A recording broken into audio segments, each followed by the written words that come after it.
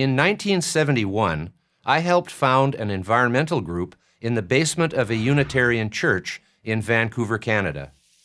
15 years later, it had grown into an international powerhouse.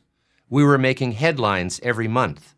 I was famous, and then I walked out the door.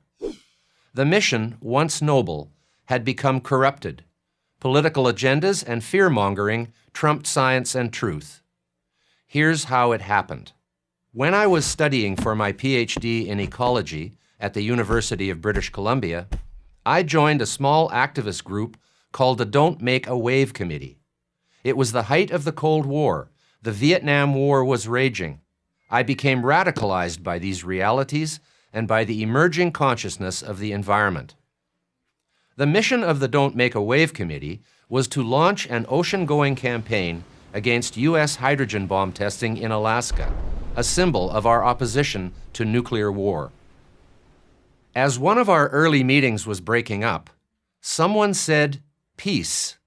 A reply came, "Why don't we make it a green peace?" And a new movement was born. Green was for the environment, and peace was for the people. We named our boat the Greenpeace, and I joined the 12-person crew for a voyage of protest. We didn't stop that H-bomb test, but it was the last hydrogen bomb the United States ever detonated. We had won a major victory. In 1975, Greenpeace took a sharp turn away from our anti-nuclear efforts and set out to save the whales, sailing the high seas to confront Russian and Japanese whalers. The footage we shot, young protesters positioned between harpoons and fleeing whales, was shown on TV around the world. Public donations poured in. By the early 1980s, we were campaigning against toxic waste, air pollution, trophy hunting, and the live capture of orca whales. But I began to feel uncomfortable with the course my fellow directors were taking. I found myself the only one of 6 international directors with a formal science background.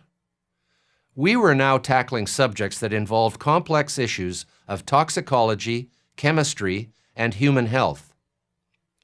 You don't need a PhD in marine biology to know it's a good thing to save whales from extinction.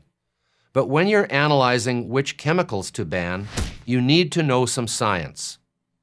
And the first lesson of ecology is that we are all interconnected. Humans are part of nature, not separate from it. Many other species, disease agents and their carriers, for example, are our enemies, and we have the moral obligation to protect human beings from these enemies. Biodiversity is not always our friend. I had noticed something else. As we grew into an international organization with over 100 million a year coming in, a big change in attitude had occurred. The peace in Greenpeace had faded away. Only the green part seemed to matter now. Humans, to use Greenpeace language, had become the enemies of the earth. Putting an end to industrial growth and banning many useful technologies and chemicals became common themes of the movement. Science and logic no longer held sway. Sensationalism, misinformation, and fear were what we used to promote our campaigns. The final straw came when my fellow directors decided that we had to work to ban the element chlorine worldwide. They named chlorine the devil's element, as if it were evil. But this was absurd.